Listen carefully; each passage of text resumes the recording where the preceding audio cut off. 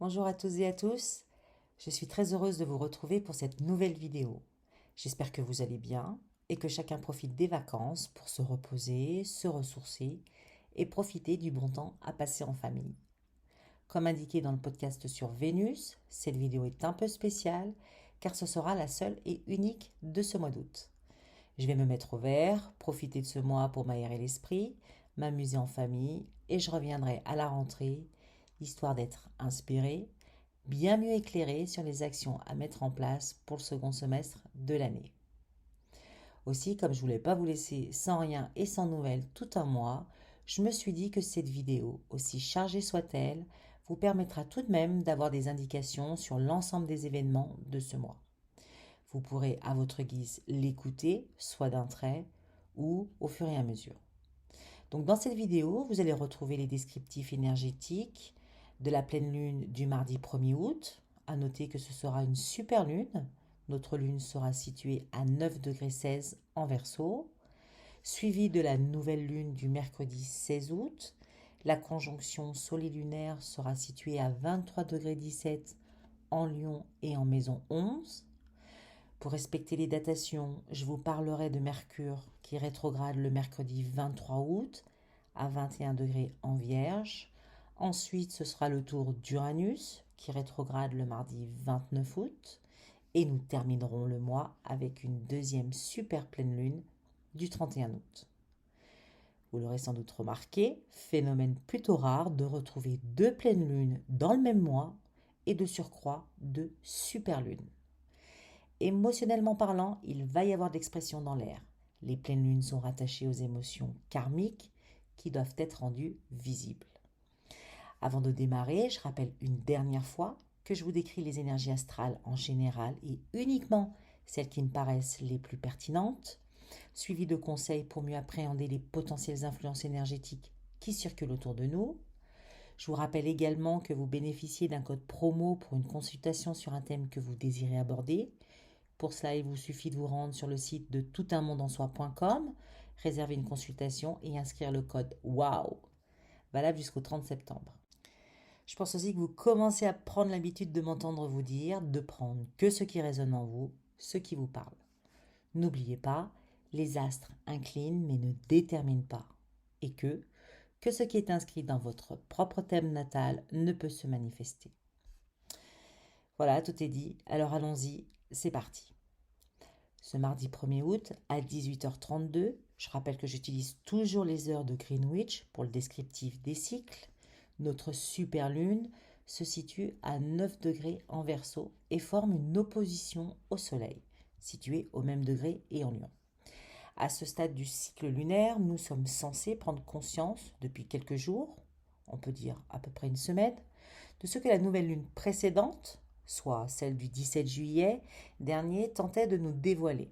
Souvenez-vous, il était question de repli sur soi, de plonger dans ses émotions fécondes, stimuler son imagination, sa créativité, pour trouver des clés, faire appel à son intelligence émotionnelle, car ses inspirations sont des lignes directrices à suivre pour résoudre des difficultés du moment. Se ressourcer en soi permet également d'éviter les pièges et la pression de son environnement.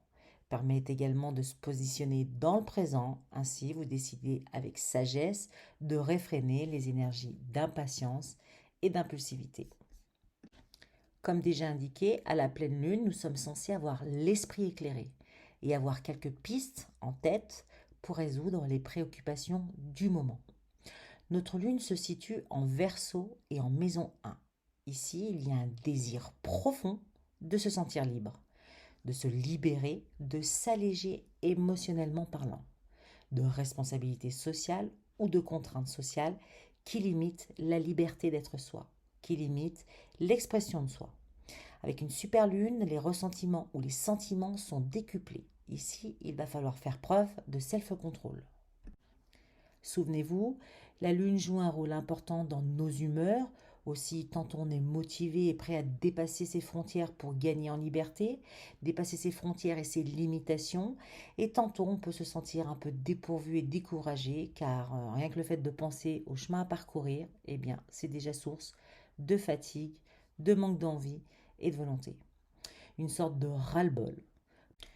Pour faire face à ces montagnes russes, et encore une fois, avec une super lune, c'est vraiment palpable, il va falloir faire un effort. Il va falloir faire appel à son esprit pour contenir les désirs de liberté de la lune. Dépasser les frontières du mental, prêt à rugir dès la moindre contrariété, surtout quand on est à fleur de peau. Notre lune forme un beau trigone avec Vesta. Ensemble, elles s'associent pour vous permettre de maintenir une forme d'équilibre dans vos relations, une forme d'équilibre émotionnel afin de rester constant. La lune se situe en axe intercepté. Je rappelle que l'axe intercepté est un axe karmique. Pour toutes celles et ceux qui ressentent que les temps sont extrêmement difficiles en ce moment, sachez que tout passe. Certains moments de la vie sont plus tendus que d'autres, mais tout finit par passer. Ici, en axe karmique, il faut que les situations, les événements, les rapports auxquels nous sommes tous confrontés soient mis en lumière, soient mis à la lumière de l'esprit. Quelquefois, c'est d'une manière chaotique, imprévue et imprévisible. Ici, je rappelle qu'il n'y a aucune maîtrise des éléments. Je vous l'accorde, dit comme cela, ça paraît facile à vivre, or c'est le plus souvent tout le contraire, et malheureusement vécu comme un tsunami, une sidération. Ce que j'essaie de faire passer comme message, c'est que malheureusement, pour réveiller les consciences, à titre collectif ou individuel, ce n'est que par l'entremise de situations difficiles ou chaotiques. Vous direz pourquoi ? Parce que, humainement parlant, nous avons tous tendance à rejeter, répulser, faire le déni de situations ou de relations difficiles à dépasser. Alors on refoule tous nos ressentis, nos frustrations, nos blessures, notre colère. Dit plus clairement, on se voile la face, et si ce n'est pas nous qui nous la voilons, eh bien ce sont les autres qui nous mentent et nous cachent la vérité. Et là, c'est le rôle de la lune noire de mettre en lumière nos parts d'ombre, celles qui ne sont pas visibles à la conscience. Ici, il faut essayer de reconnaître que oui, le chemin n'est pas un long fleuve tranquille, cependant, il n'est pas nécessaire de se laisser envahir par ces émotions négatives. La liberté d'être et l'épanouissement trouvent aussi leur source dans la gestion et la maîtrise de ses humeurs et de ses émotions. Soyez conscient que vos émotions et vos humeurs jouent un rôle capital dans votre quotidien.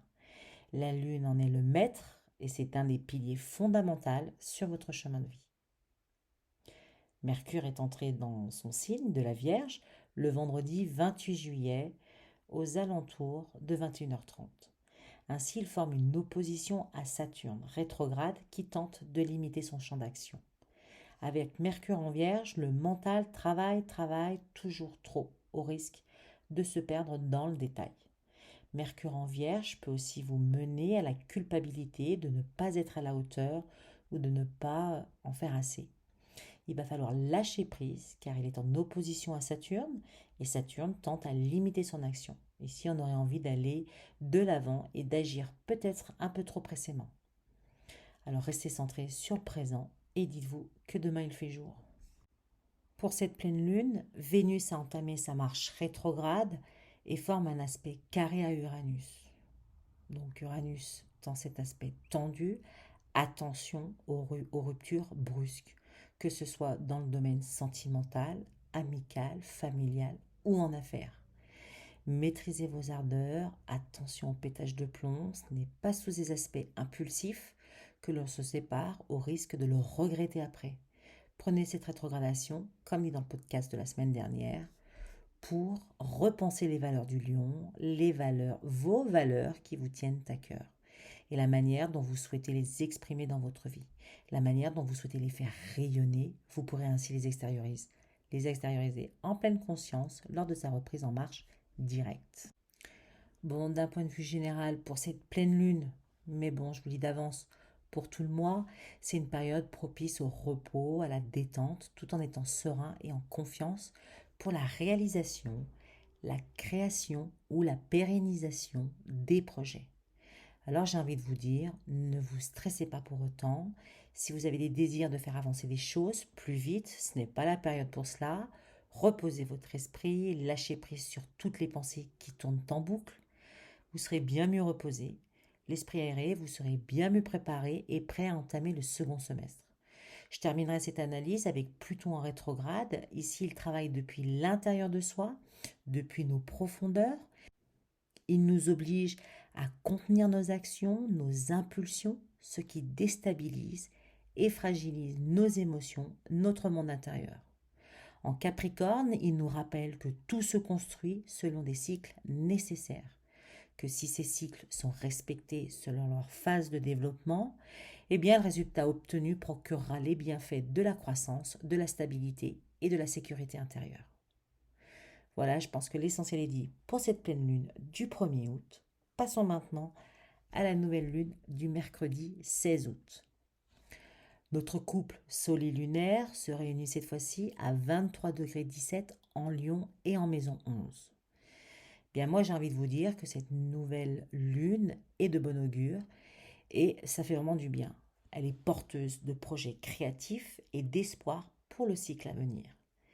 Cette nouvelle lune nous invite à créer des projets audacieux et ambitieux, des projets qui nous ressemblent et qui sont potentiellement porteurs dans notre société actuelle, c'est-à-dire des projets innovants et qui répondent aux besoins d'un grand nombre de personnes. Le couple solilunaire est aussi en conjonction avec la lune noire. Ici, c'est tout de même un défi de taille à relever. Il va falloir sortir de l'ombre, il va falloir oser être la personne que vous désirez être. Alors osez rayonner, osez mettre en valeur vos valeurs, même si cela dérange certains, au risque même d'être jugé d'égocentrique. C'est pas votre problème, c'est le leur. Mars et Mercure sont en conjonction. Ici, une nouvelle expression des énergies de stratégie tente à se former. Ces énergies sont à un stade d'intériorisation pour le moment. C'est le moment d'être stratège, alors réfléchissez activement à la manière dont vous devez agir ou des plans d'action à mettre en place dans un futur proche. C'est le moment idéal, n'en doutez pas. Pour les artistes, la conjonction solilunaire forme un biquintile avec Neptune, ce qui aiguise davantage votre sensibilité. Méditez, relaxez-vous et ouvrez-vous aux bonnes vibrations positives. Ces bonnes inspirations seront fécondes. Notre couple solilunaire est en carré avec Uranus. Ici, le défi est d'oser s'affranchir des autres, oser être différent. Le carré avec Jupiter nous rappelle qu'il faut oser sortir de ses frontières, de ses conditionnements et certainement de vos fausses croyances. Vous savez, celles qui vous font douter de vous, celles qui plombent vos capacités, vos compétences, votre potentiel, ou celles qui touchent à l'estime de vous-même. Pour récapituler cette nouvelle lune du 16 août, on peut vraiment dire qu'elle est porteuse d'énergie positive, de créativité et de projets d'avenir. Ça va tous nous faire du bien de ressentir ces ondes positives et dynamisantes. Alors décontractez-vous, projetez-vous positivement dans le futur tout en étant conscient que la période est propice à la réflexion et à la stratégie. Ce sont les deux valeurs sûres du moment. Mercure va entrer très prochainement en rétrogradation, alors ne vous engagez pas trop vite. Essayez de patienter et réfléchissez à tout ce que vous allez mettre en place. N'oubliez aucun détail, ainsi vous serez prêt à extérioriser ce travail dès la reprise en marche directe de Saturne. Et là, vous serez bien aligné avec les énergies astrales. Cette période est également propice pour mettre le mental au repos. Décidez consciemment de mettre un terme aux pensées limitantes et intempestives qui tournent en boucle dans votre esprit, bien sûr. Ce temps de silence est tout autant nécessaire pour pouvoir régénérer l'esprit. Abordons maintenant les deux planètes qui amorcent leur période de rétrogradation. Et commençons donc par Mercure.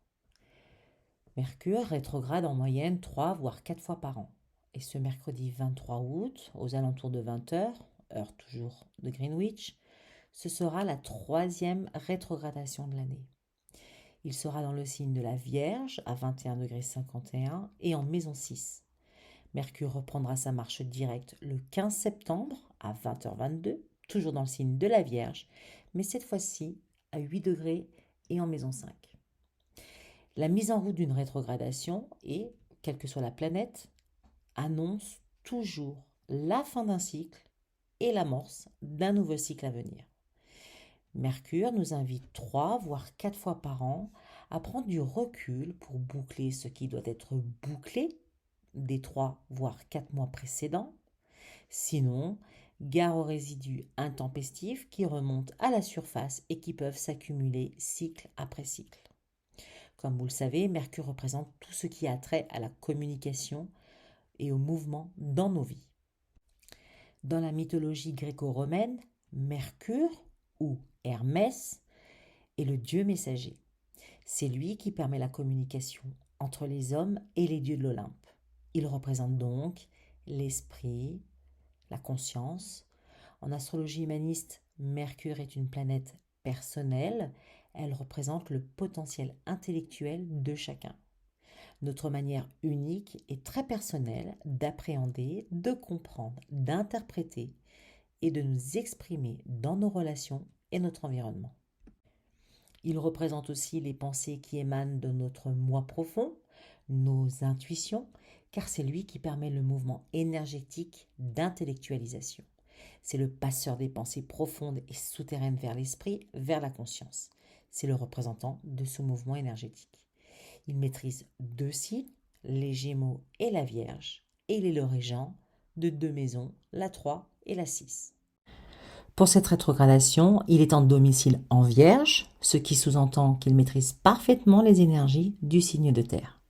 Il est également en domicile en maison 6, la maison représentative de notre vie quotidienne, c'est-à-dire la maison des travaux de tous les jours. C'est ici que l'on se sent utile et que l'on se sent à sa place dans sa vie. Et c'est donc par extension la maison de notre santé, qu'elle soit physique, mentale ou émotionnelle. Ici en Vierge, Mercure est très précautionneux, perfectionniste et travaille sans relâche à se rendre utile. Aussi, vous l'aurez compris, pour être au diapason de Mercure, durant ces périodes de rétrogradation, il faut tenter de lâcher prise sur le mental. Limiter les réflexions trop poussées qui épuisent intellectuellement, sinon gare à la fatigue psychologique.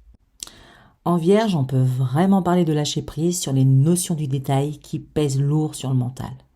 Même si je vous l'accorde, parole d'une Vierge, ascendant s'il vous plaît, c'est le détail qui fait toute la différence. Cette attitude vous permettra d'échanger de manière plus fluide et plus légère. Donc durant les 3 semaines à venir, jusqu'au 15 septembre, soyez détendu, plus complaisant et moins exigeant. Surtout si vous n'arrivez pas à vous faire comprendre des autres. Restez bienveillant et relax en toutes circonstances.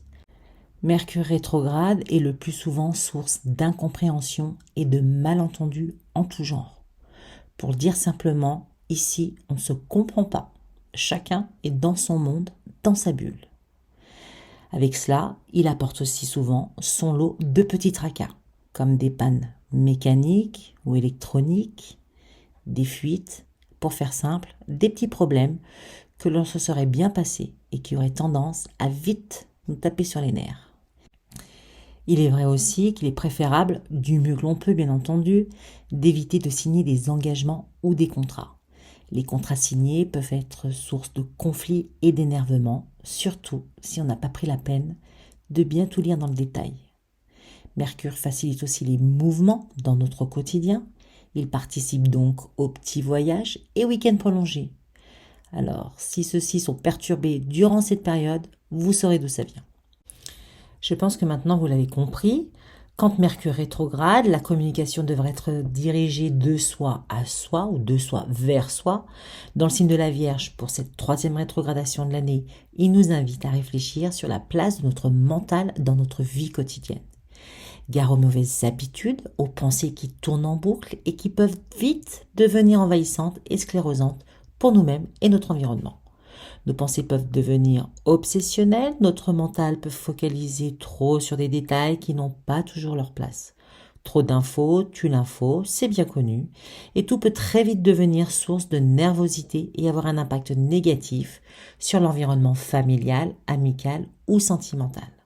Voilà pourquoi la période est propice au lâcher-prise sur les habitudes mentales trop oppressantes, trop rigides et trop figées. Alors profitez de cette période pour aérer votre esprit avec plus de légèreté et d'amusement. vous vous rendrez service et vous serez plus disposé pour reprendre des travaux d'envergure lors de sa reprise en marche directe le 15 septembre prochain. Passons maintenant à Uranus, notre ciel étoilé. La planète entre en rétrogradation le mardi 29 août à 2h38, heure de Greenwich, et à 23,05 en maison 10. Mais avant de dénoncer le sens de la rétrogradation, évoquons brièvement Uranus dans la mythologie gréco-romaine. Uranus, ou Uranos, est le dieu du ciel. C'est un dieu primordial créé par Gaïa pour la fertilité de Gaïa. Ce sont les deux divinités primordiales qui engendrent l'entièreté de l'univers et des dieux. Uranos, marié à Gaïa, méprisait et enfermait dans le Tartare sa progéniture, les cyclopes, les titans, les hécatonchires, qui ne pouvaient voir le jour. Il aspirait uniquement à être en fusion avec Gaïa. Cependant, de son côté, elle étouffait. Elle était comme asphyxiée. De plus, elle n'appréciait pas le rejet du père envers sa descendance. Aussi un jour, elle lança un cri d'appel à ses enfants pour l'aider à se libérer. Elle façonna une faucille et ce fut son dernier né, Saturne, le plus courageux des titans, qui répondit à sa demande de délivrance. Ainsi Saturne coupa le pénis de son père, le sang jaillit sur la terre, donna naissance aux vengeresses aux Méliades. Quant à ses organes génitaux, ils furent jetés dans les mers et donnèrent naissance à Vénus. C'est ainsi que fut séparé le ciel et la terre pour donner naissance au jour et à la nuit. En tant que divinité primordiale, Uranus représente le Dieu créateur. Il représente en tant que tel cette idée de conception intellectuelle des choses. Autrement dit, l'idée primordiale, celle qui précède toute action. On peut voir en Uranus une toute-puissance, celle de l'esprit créateur, cette capacité à se représenter une situation, à visualiser une situation qui n'existe pas encore. De ce fait, Uranus représente la pensée créatrice et la quête de l'idéal. Dans notre esprit, tout paraît parfait et conforme à nos vœux et à nos aspirations. Aussi Uranus est ce puissant moteur qui nous pousse vers les phases de réalisation. Mais quand ces réalisations sont imparfaites ou non conformes, c'est encore sa puissance énergétique qui nous pousse à détruire pour en reconstruire de meilleurs. C'est en cela qu'Uranus incarne notre potentiel créateur. En astrologie humaniste, c'est une planète transpersonnelle. C'est une planète qui agit au niveau collectif et également au niveau personnel. Avec Uranus, nous apprenons et évoluons grâce à la société, à la pensée collective, où la société apprend et évolue de par un individu ou un groupe d'individus. Uranus est la planète de l'individuation, c'est Uranus qui tente de nous faire comprendre que nous sommes tous uniques, qui tente de nous faire prendre conscience de notre ipséité dans l'universalité. Aussi, il sera sans concession pour atteindre l'objectif fixé dans cette incarnation. Les énergies d'Uranus se font ressentir physiquement et concrètement dans nos désirs de liberté et nos désirs d'être qui nous sommes. Ce sont ces fonctions auxquelles nous aspirons tous, d'une manière ou d'une autre, qui sont les plus lourdes et pesantes dans l'incarnation. Cela se traduit le plus souvent par des révoltes, des crises créatrices, nécessaires, mais des crises tout de même. Elles sont le plus souvent inattendues et imprévisibles. En astrologie, on attribue la crise de la quarantaine à Uranus, car c'est souvent une crise existentielle. À l'âge de 42 ans, Uranus en transit et en opposition avec l'Uranus natal. Et cette période d'opposition se manifeste souvent par un désir de se libérer de contraintes devenues trop oppressantes et qui entravent l'expression de soi. Cela se caractérise par une forme de révolte envers soi-même et envers les autres. Cette rétrogradation se situe en maison 10. Ici, il est question de repenser sa place dans la société. Il forme un beau sextile avec Neptune, ce qui peut faire naître de belles aspirations et ou inspirations, qui ont un sens pour l'individu et pour la société. En d'autres termes, des intuitions qui donnent du sens dans sa vie. Il forme également un beau trigone avec Pluton, ce qui peut potentiellement faire naître en vous des idées totalement avant-gardistes, originales et novatrices. Vous pouvez aussi ressentir des peurs, des blocages pour vous émanciper dans vos projets d'avenir. C'est ce que peut potentiellement révéler le carré à la lune noire. Si celles-ci apparaissent, ne les refoulez pas, accueillez-les et décidez de les libérer en conscience. Vous pourrez ainsi mieux les dépasser et les transmuter lors de la reprise en marche directe. C'est en tout cas ce que propose potentiellement le trigone à Pluton. Uranus nous rappelle le passé avec l'aspect quinconce au nœud sud. Il nous rappelle que dans le passé, nous avons déjà douté quant à la réalisation de nos aspirations, nos projets, nos idées ou nos désirs de liberté d'être. Si c'est le cas, il faut vraiment prendre en considération ces doutes et oser s'en affranchir. C'est un peu comme si le ciel vous disait « Bon, ok, la dernière fois, tu n'étais pas prête ou prêt, tu ne te sentais pas prête ou prêt, voyons voir, cette fois-ci. » C'est un peu une seconde chance pour repenser à réaliser une idée, quelque chose qui vous permettrait d'être plus vous-même. Vous avez donc jusqu'au 27 janvier 2024 pour réfléchir, trouver des idées, des solutions créatrices qui vous permettront d'être plus vous-même, plus authentique, plus unique dans votre environnement. Voilà pour l'essentiel à retenir pour Uranus rétrograde. Passons maintenant à la pleine lune du 31 août.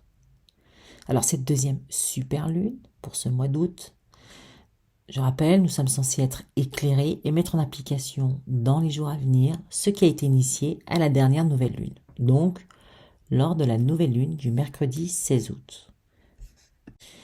Lors de la conjonction, le couple soleil-lunaire nous invitait à créer des projets audacieux et ambitieux, des projets qui nous ressemblent, innovants, créatifs et potentiellement porteurs dans notre société. Si vous avez déjà réfléchi à cela ou si vous souhaitez vous lancer, cette super lune du 31 août peut potentiellement vous déstabiliser. Eh oui, désolé. La lune se situe à 7,24 en Poisson et en Maison 9. Ici, nous ressentons fortement des confusions, voire même des contradictions, ce qui peut être vécu comme anxiogène, frustrant et limitant. On sent par moments que c'est le moment, il faut y aller, mais malheureusement, on n'en a pas encore les moyens. Saturne limite l'action de par la conjonction qu'il forme avec la Lune. Cette conjonction nous invite à garder espoir, foi en nous et foi en nos projets d'avenir, mais il va falloir s'armer encore de patience, car ce n'est pas encore le moment. C'est ce que peut potentiellement signifier le quintile avec Uranus rétrograde et Jupiter. La Lune est également opposée à la Lune noire. Ici, on peut avoir peur de se lancer, car on a tout simplement peur de ne pas être à la hauteur. Peur de ne pas arriver à gagner sa vie. Il y a beaucoup d'émotions qui entravent la réalité. On peut vraiment dire que nous sommes tous dans une confusion totale sans vraiment savoir pourquoi. Je rappelle que cette pleine lune est une super lune et que les émotions sont décuplées. Donc, comme vous avez pu le constater, toutes les planètes sont en mode rétrograde, hormis Jupiter, au moment de cette pleine lune. Et vous savez aussi que les superlunes troublent davantage vos émotions et vos humeurs. Il faut impérativement prendre cette période comme une période de mise au repos, qu'on le veuille ou non. Avec les astres et les configurations actuelles, il n'y a aucune raison de se précipiter en quoi que ce soit. Là, vraiment, il faut vraiment accepter que la période est ainsi, détente, relaxation, méditation, repos du corps et de l'esprit, réflexion en force tranquille pour avancer dans vos projets. Ce sont les mots-clés à retenir de cette pleine lune et je dirais même pour tout le mois d'août. Si certains ont du mal à tenir en place, dites-vous que c'est Uranus et Jupiter qui vous titillent pour faire bouger les choses dans votre vie, mais ces énergies ne sont pas propices à l'action. Et rassurez-vous, rien n'est figé dans ce monde, tout est en perpétuel mouvement, surtout quand on a la volonté d'esprit de faire évoluer un domaine de sa vie. Vous serez plus enclin à agir efficacement lors de la reprise en marche des planètes. En septembre pour Vénus et Mercure, en octobre ce sera autour de Pluton, en novembre Saturne. Et pour la suite, nous y reviendrons plus tard. Voilà, cette vidéo touche à sa fin. Je vous remercie de l'avoir écoutée jusqu'au bout. parce que ce n'est pas toujours évident. N'hésitez pas à la réécouter selon vos besoins ou selon une période déterminée. Je vous laisse le soin, comme d'habitude, de la liker, de la partager et éventuellement de la commenter. Et pour ma part, je vous retrouve pour notre prochaine vidéo de la nouvelle lune du 15 septembre à 21,59 °, dans le signe de la Vierge. Je vous souhaite de passer de bonnes vacances pour ceux qui sont en vacances et je vous dis à tout bientôt.